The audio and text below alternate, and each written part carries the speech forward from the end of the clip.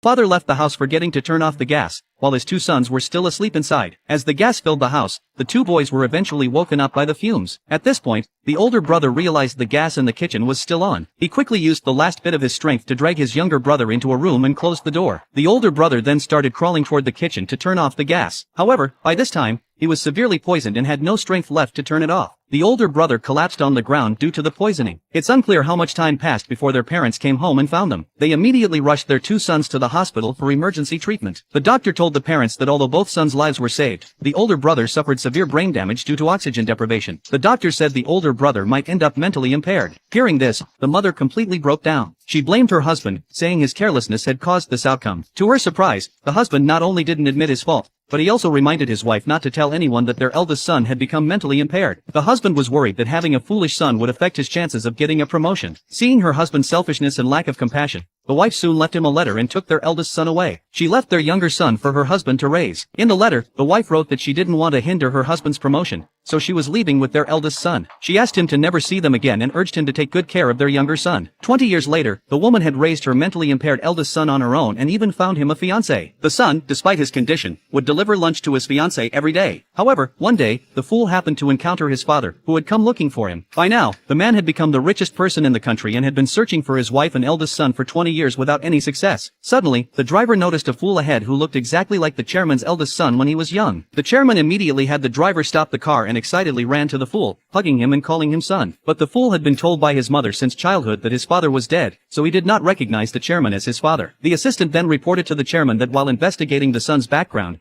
they discovered the son had a fiancé working at one of their subsidiary companies. However, it seemed the fiancé's family looked down on the son because of his condition. The chairman was furious when he heard this and immediately ordered the assistant to inform everyone in the company that this fiancé was his future daughter-in-law. The subsidiary's manager received the message and came to congratulate the fiancé, saying she would become the chairman's daughter-in-law. The fiancé was overjoyed, thinking that the chairman's son was the CEO of the company, and she started dreaming of marrying into the wealthy family and becoming the CEO's wife. Meanwhile, the CEO learned that his father had found the long-lost older brother and that his brother's fiancé was working at the subsidiary. The CEO quickly went to find his sister-in-law to take her to see his older brother, even preparing an expensive gift for her. Just as he was about to call her sister-in-law, the fool arrived to deliver lunch to his fiancé. Hearing the fool call his fiancé little wife, the CEO suspected that this fool might be his older brother. The fiancé, wanting to marry the CEO, refused to acknowledge the fool as her husband and lied, claiming he was just a neighbor who harassed her by delivering food every day. She also claimed that he often followed her around. The CEO was furious when he heard this. At that moment, the fool rushed in, calling her little wife. The fiancé quickly hid behind the CEO, pleading for protection.